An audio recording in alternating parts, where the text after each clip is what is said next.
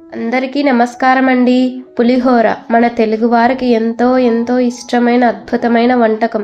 ఈ పేరు వింటుంటేనే నోట్లో నీళ్లు ఊరుతున్నాయి కదా.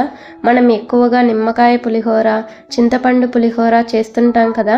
ఈరోజు అంతే అద్భుతంగా కమ్మగా ఉండే గోంగూర పులిహోరను చాలా ఈజీగా ఎలా చేయాలో చూసేద్దాం.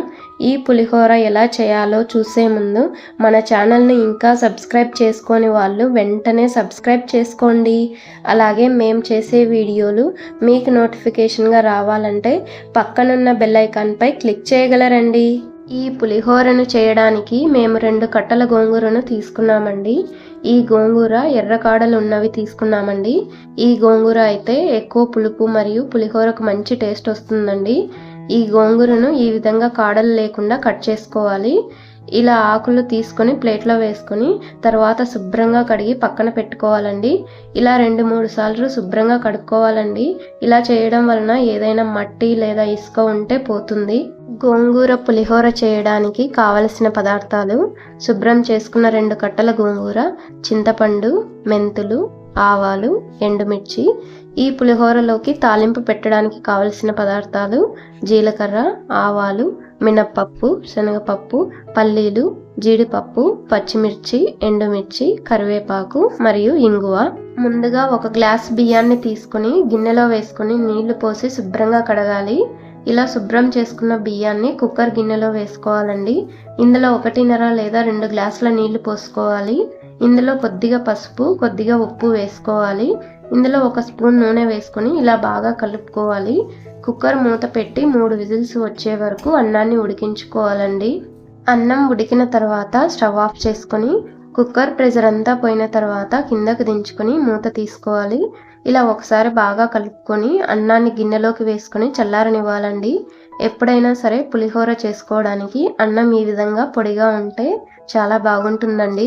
ఇప్పుడు 1 చిన్న నిమ్మకాయ సైజ్ అంత చింతపండును గిన్నెలో వేసుకుని ఇందులో నీళ్లు పోసి 10 నిమిషాల పాటు నానబెట్టుకోవాలండి. ఇప్పుడు స్టవ్ ఆన్ చేసి కడాయి పెట్టి ఇందులో 1/2 స్పూన్ మెంతులు, 1 స్పూన్ ఆవాలు వేసుకుని వీటిని సన్నని మంటపై వేయించుకోవాలండి.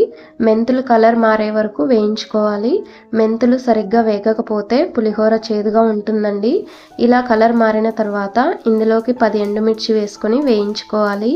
ఎండుమిర్చి వేగి ఇలా కలర్ మారిన తర్వాత స్టవ్ ఆఫ్ చేసి వీటిని పక్కన పెట్టుకుని చల్లారనివ్వాలండి.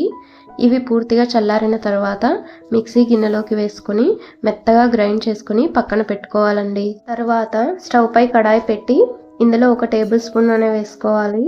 నూనె వేడైన తర్వాత ఇందులో శుభ్రం చేసుకున్న గోంగూరను వేసుకోవాలండి. గోంగూరను వేసుకున్న తర్వాత ఈ విధంగా కలుపుకొని సన్నని మంటపై మెత్తగా ఉడికించుకోవాలండి. గోంగూర ఇలా మెత్తగా ఉడికిన తర్వాత ఇందులో నానబెట్టుకున్న చింతపండు నుండి గుజ్జును తీసుకుని ఇందులో వేసుకోవాలండి. దీనిని బాగా కలుపుకొని 5 నిమిషాల పాటు సన్నని మంటపై ఉడికించుకోవాలండి. ఇలా ఉడికిన తర్వాత స్టవ్ ఆఫ్ చేసి దీనిని పక్కన పెట్టుకొని చల్లారనివ్వాలండి. ఇది పూర్తిగా చల్లారిన తర్వాత ముందుగా మిక్సీ పట్టుకున్న ఆవపిండిలో ఈ గోంగూర చింతపండు మిశ్రమాన్ని వేసుకుని కచ్చా పచ్చాగా మిక్సీ పట్టుకొని పక్కన పెట్టుకోవాలండి. ఇప్పుడు ఈ పులిహోరలోకి తాలింపు ఎలా పెట్టాలో చూసేద్దాం. స్టవ్ ఆన్ చేసి కడాయి పెట్టుకొని ఇందులో 2 లేదా 3 టేబుల్ స్పూన్ల నూనె వేసుకోవాలి. నూనె వేడెక్కిన తర్వాత ఇందులో 3 టేబుల్ స్పూన్ల పల్లీలు వేసుకొని 1 నిమిషం పాటు ఇవి కలర్ మారే వరకు వేయించుకోవాలండి. గోంగూర పులిహోరలో కాస్త నూనె ఎక్కువే పడుతుందండి.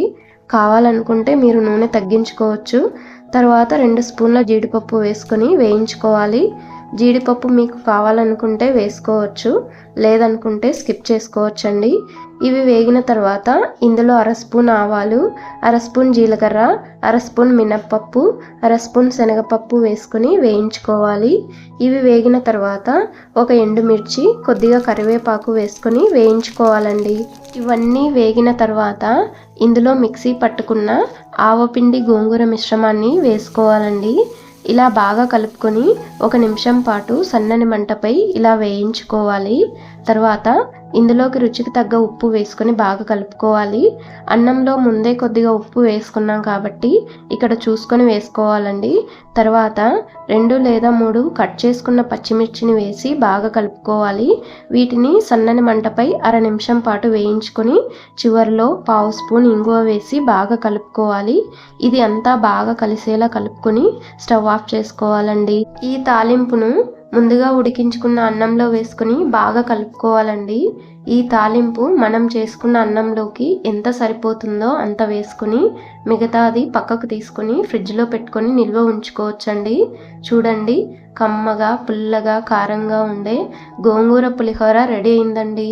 టేస్ట్ అయితే అదిరిపోయిందండి. గోంగూర పులిహోర తయారీ విధానం మీకు నచ్చితే లైక్ కమెంట్ చేయండి. అలాగే మరిన్ని అద్భుతమైన వంటల తయారీ విధానం కోసం వెంటనే మన ఛానల్ను సబ్స్క్రైబ్ చేసుకోగలరు. Thank you.